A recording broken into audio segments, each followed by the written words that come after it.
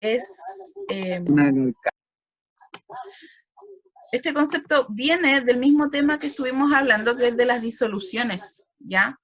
Ahora, estas propiedades están asociadas a la cantidad de soluto que yo agrego en la mezcla, ¿ya? Y lo importante aquí es que no importa la naturaleza química de la sustancia, lo único que importa y que va a variar va a ser la cantidad que agregue de soluto, ¿ya? Entre ellas hay tres, ¿ya? Que son el punto de congelación, la presión de vapor y el punto de ebullición. Estas tres propiedades coligativas van a cambiar dependiendo del soluto que esté disuelto en la mezcla, ¿ya? Entonces, ¿qué son las propiedades coligativas? Son propiedades asociadas a las disoluciones donde se ven afectadas por la cantidad de soluto que yo agrego, ya no importa el tipo o características químicas de la sustancia, ¿ya? Además de estos tres, vamos también a agregar la osmosis o presión osmótica, ¿ya? Entonces, vamos a ver como a grandes rasgos de qué se trata cada uno. Primero, tenemos la presión de vapor, y la presión de vapor se va a definir, esperemos un poquito, Julián, está gritando mucho. La presión de vapor tiene que ver con la interacción que hay entre las moléculas que están en una fase líquida y otras que están en fase gaseosa.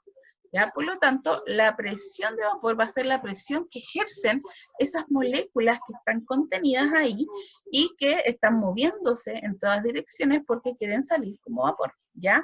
Pensemos que acá hay un cambio de estado, pasamos de un estado líquido a un estado gaseoso. Y en el estado gaseoso las moléculas ocupan todo el espacio, se mueven a grandes velocidades, etc. ¿Ya? Entonces la presión de vapor es la presión que se ejerce al estar estas moléculas tratando de pasar al estado gaseoso. Ahora, el punto de congelación es la temperatura a la cual se pasa, ¿cierto?, del estado líquido al sólido. Esa es la congelación. Ahora, si yo agrego un soluto que es no volátil, disminuye el punto de congelación. ¿Qué quiere decir un soluto no volátil? Por ejemplo, las niñas que se esmaltan las uñas, cuando quieren utilizar un quita esmalte o la acetona, si la deja abierta, se va a evaporar toda. ¿Por qué? Porque esos son solutos volátiles, ya que se evaporan con facilidad. Algunos tipos de alcohol también, usted lo deja abierto y se evapora con facilidad, ¿ya? Entonces, si yo agrego un soluto, recuerden que el soluto es aquel que está en menor cantidad en una disolución, lo agrego, por ejemplo, si yo agrego a un cubito de hielo, ¿cierto? ¿Qué pasa si le agrego sal? Se va a demorar más, en general lo que va a pasar es que se va a derretir más rápido, ¿ya? Entonces, todo aquello que yo agregue como un soluto va a alterar la presión de vapor, el punto de congelación, ¿cierto? Y me va a afectar en mi disolución química, ¿ya? Eso es importante. Ahora, también disminuye la temperatura a la cual ocurre el punto triple. El punto triple es un estado donde se encuentran los cambios de estado, cuando pasa de sólido a líquido, de líquido a gaseoso, etc. Pero eso no lo vamos a analizar en profundidad porque es más complicado. Ahora, el punto de ebullición, nosotros sabemos que, por ejemplo, ponemos el hervidor, porque ustedes no creo que ocupen tetera, ¿cierto? El hervidor, el agua empieza a hervir, ¿ya? Y nosotros dice, ya está ebulliendo, o llegó a su punto de ebullición. ¿Cuál es el punto de ebullición? Generalmente uno lo asocia a cuando el agua, ¿cierto?, llega a los 100 grados Celsius y se empieza a evaporar, ¿ya? Pero en general el concepto de punto de ebullición, que se conoce como el paso del estado de líquido a gaseoso, el concepto no está bien definido, ¿ya? Lo que nosotros definimos por punto de ebullición es cuando la temperatura, ¿cierto?, del líquido alcanza la presión atmosférica, ¿ya? Esa es como una definición más completa. Pero nosotros pensémoslo en forma simple como la temperatura en la cual se pasa del estado líquido al estado gaseoso, ¿ya? Ahora, si yo agrego un soluto, otra vez no volátil, aumenta el punto de ebullición. ¿Qué quiere decir esto? Por ejemplo, es más difícil evaporar la disolución. Si ustedes quieren hervir o quieren prepararse unos fideos, por ejemplo, y ya tienen su agüita caliente y agregan sal el punto de ebullición de esa agua va a aumentar. Es decir, ustedes van a necesitar más calor para poder hervir esa agua. Ahora, si no le echan sal, por ejemplo, sabemos que el agua puede ebullir a los 100 grados Celsius. Pero si usted le agrega sal, por ejemplo, la ebullición se va a demorar un poco más y vamos a necesitar, no sé, 5 o 10 grados más. Entonces, por ejemplo, en ese caso, aplicándolo a casos normales, ¿cierto? Para que ustedes se den cuenta, si quieren hacer una olla con fideo, ustedes esperen que hierva el agua, le agregan los fideos y después le agregan la sal. Porque si no, esa agua le va a costar un poquito más hervir, como se dice, ¿ya? ¿Por qué? Porque el soluto que está ahí interfiere con las moléculas de agua y las moléculas interaccionan con él. Entonces, estas moléculas de agua les va a costar más pasar al estado gaseoso, como que se van a encontrar cómodas y no van a quedar, ¿ya? Ahora, cuando hablamos de la elevación del punto de ebullición, quiere decir que necesitamos, ¿cierto? Bueno, como definición, la temperatura de ebullición de un líquido es aquella a la cual su presión de vapor iguala a la presión atmosférica, ¿ya? Cuando la presión que está ejerciendo el vapor, ¿cierto?, en mi recipiente o en lo que sea, se iguala a la presión atmosférica, a eso le vamos a llamar temperatura de ebullición. ¿Por qué? Porque es distinto que hierva usted agua para prepararse unos fideos en su casa que hierva agua arriba de la montaña donde hay 8.000 metros, ¿ya? Si le agrega sal a esa agua, olvídese que algún día van a estar listos los fideos, porque vamos a necesitar una temperatura distinta, ¿ya?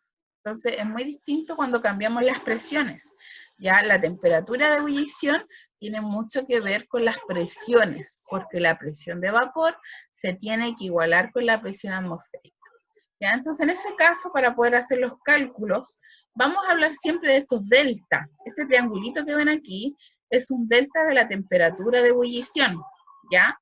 ¿Cómo la vamos a calcular? Con una constante bioscópica, que es un dato que se les da en los ejercicios, que se multiplica por la molaridad de la disolución, ¿ya? Acá vamos a tener que recordar los conceptos de molaridad, molalidad y fracción molar, que ya vimos anteriormente, ¿ya? Así que no lo desechen todavía. Aquí tenemos, ¿cierto?, que las moléculas que están en fase líquida van a empezar a evaporarse, y aquí va a haber un equilibrio, y eso va a generar una presión, ¿ya? Eso es lo que genera presión, porque las moléculas se están evaporando. Ahora, si consideráramos la presión en relación a la temperatura, ¿cierto? Este punto que está aquí se le llama punto triple. Es donde vamos a tener los tres estados: estado sólido, líquido y gaseoso, ¿ya? Entonces, si yo agrego un solvente, un soluto, ¿cierto? La temperatura, miren, fíjense bien, esta línea rosadita me va a indicar el punto triple en el solvente puro, ¿ya? Ahora, si yo agrego un soluto no volátil, este punto va a disminuir y va a ocurrir a una menor presión, ¿ya? Eso tiene que ver con el punto triple, pero eso quiero que lo sepan a grandes rasgos solamente. Ahora, las ecuaciones vamos a considerar, ¿cierto? Estos delta, este triangulito significa la variación de, si yo pongo un delta T, es la variación de la temperatura. ¿Qué temperatura voy a considerar que cambió? La original, o sea, vamos a tener la variación de la temperatura que tiene en disolución, y en contraste vamos a tener la temperatura del disolvente puro. Cuando encontremos esa diferencia, por ejemplo, ya, el agua en una disolución, el agua pura hierve a 100 grados Celsius, pero si yo le agrego sal, no va a hervir a los 100, sino que va a hervir, no sé, a los 110. Yo los resto y me va a dar 10 grados. Ese 10 grados, la diferencia entre la temperatura del disolvente y el de la disolución, se le va a llamar delta T, es decir, es la diferencia de la temperatura comparando el disolvente puro, agua, comparándolo con el disolvente al cual le agregué la sal o un soluto, ¿ya?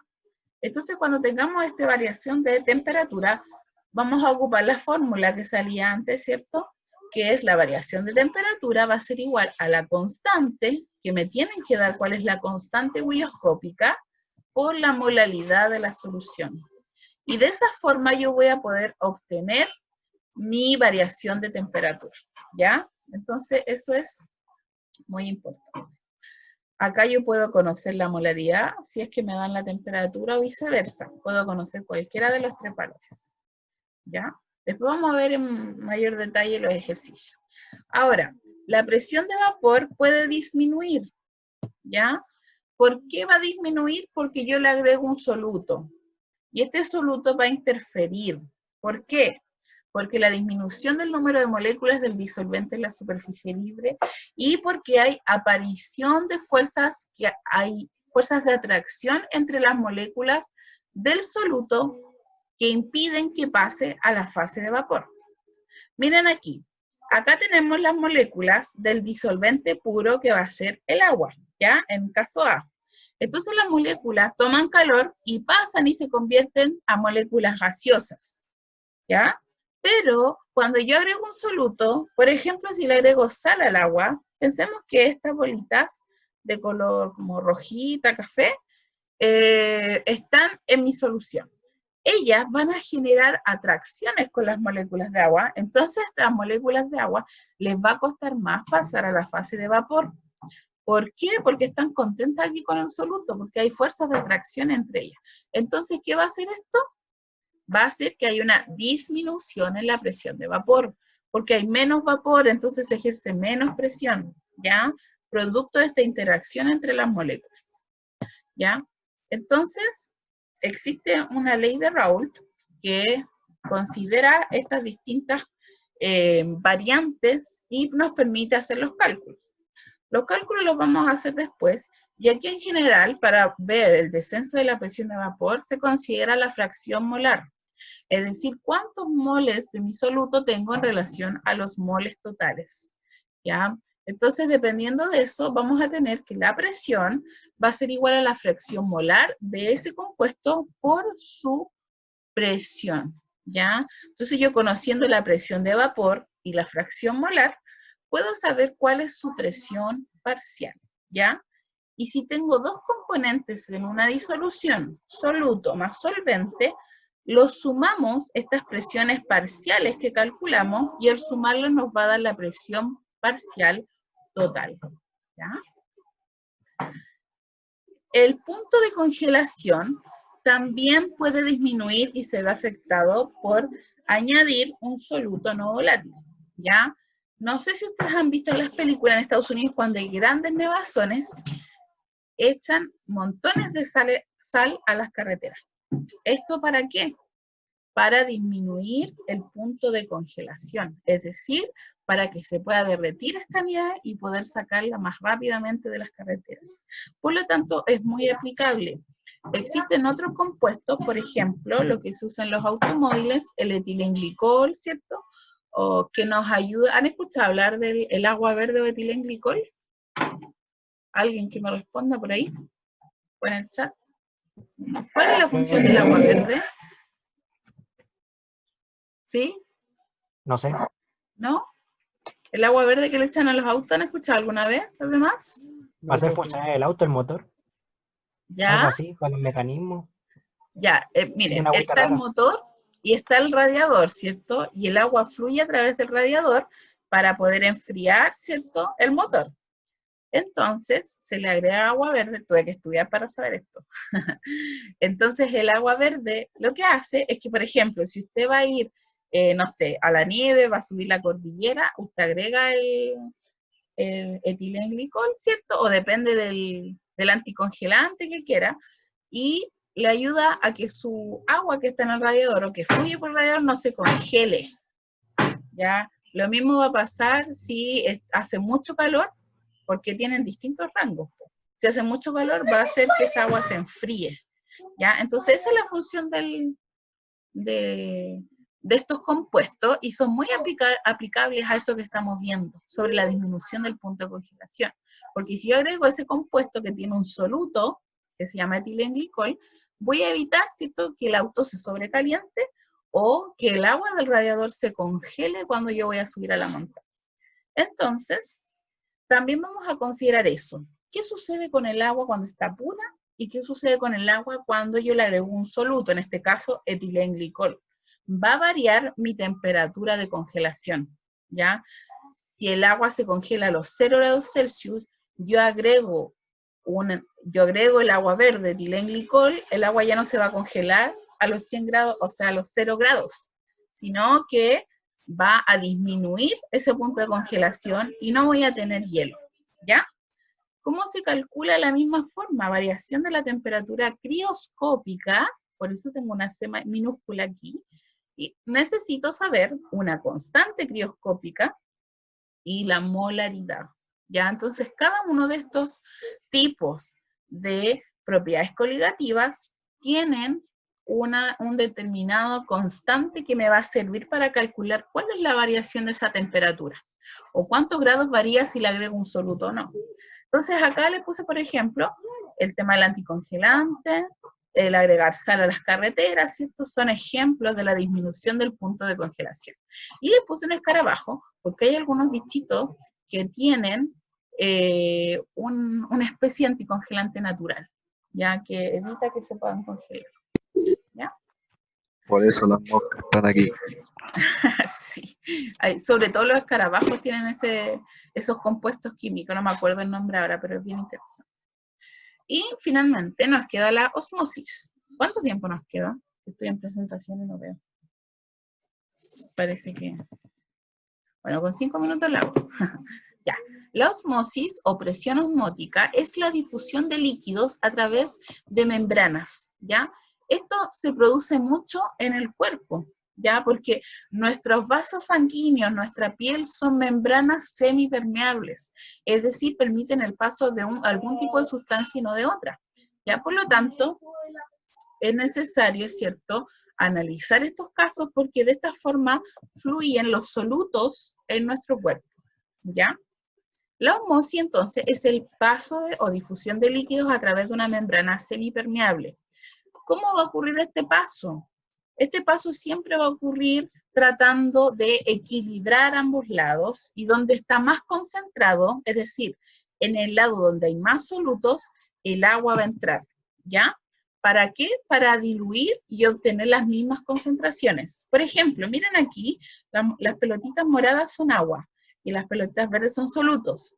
Aquí hay 4 solutos y acá hay 2, 4, 6, hay 8 solutos. Entonces, el agua va a ir en dirección de donde hay más soluto para poder igualar las concentraciones, ¿ya? Entonces, y esto siempre pasa a través de una membrana semipermeable, porque pasa el agua, pero no pasan las moléculas del soluto, ¿ya? Entonces eso es importante. Este flujo de agua va a generar una presión osmótica, ¿ya? Y esta presión es producto del desplazamiento del agua para poder diluir este tipo de solutos que tengo, ¿ya? Bueno, y a partir de eso existen, en el cuerpo, ¿cierto? Hay 3 tipos de soluciones: isotónica, hipotónica, hipertónicas. ¿Qué quiere decir ellas? La isotónica tiene la misma presión osmótica a ambos lados. La hipotónica tiene una menor presión a un lado que la disolución. Y la hipertónica tiene una mayor presión osmótica de acuerdo a nuestro ejemplo, ¿ya? Entonces, estos 3 tipos de disoluciones están presentes en nuestro cuerpo y se pueden evidenciar sobre todo en el eritrocito. ¿Qué es el eritrocito? El glóbulo rojo, ¿ya? Si el eritrocito permite que entrada de agua, puede entrar agua y puede explotar, ¿ya? Y esas son soluciones hipotónicas. ¿Ya? Isotónica es que se mantiene en equilibrio lo que hay dentro de las células con lo que hay fuera de las células. Y hipertónica es que están muy concentradas, ¿ya? Muy concentradas. Entonces el agua tiende a salir, ¿ya? Y aquí lo vamos a ver con ejemplos, ¿cierto? En la isotónica tengo la misma cantidad de solutos dentro y fuera, por lo tanto se mantiene en un equilibrio. Si la solución es hipotónica, es decir, tengo poco soluto afuera, el agua va a tender a entrar a la célula, que en este caso es un eritrocito, y se va a hinchar, ¿ya? Porque entra mucha agua, porque adentro de la solución está más concentrada. Y finalmente, la solución hipertónica quiere decir que tengo mucho soluto afuera de la célula. Entonces, si el soluto está afuera, ¿qué va a hacer el agua? Va a salir para poder diluirlo e igualar las concentraciones. Esto siempre trata de llegar al equilibrio. Y de esa forma se presenta la osmosis en las células. Y esta osmosis también varía según la cantidad del soluto, sobre todo de sales que hay en nuestro cuerpo. Entonces, esas son en general las propiedades coligativas.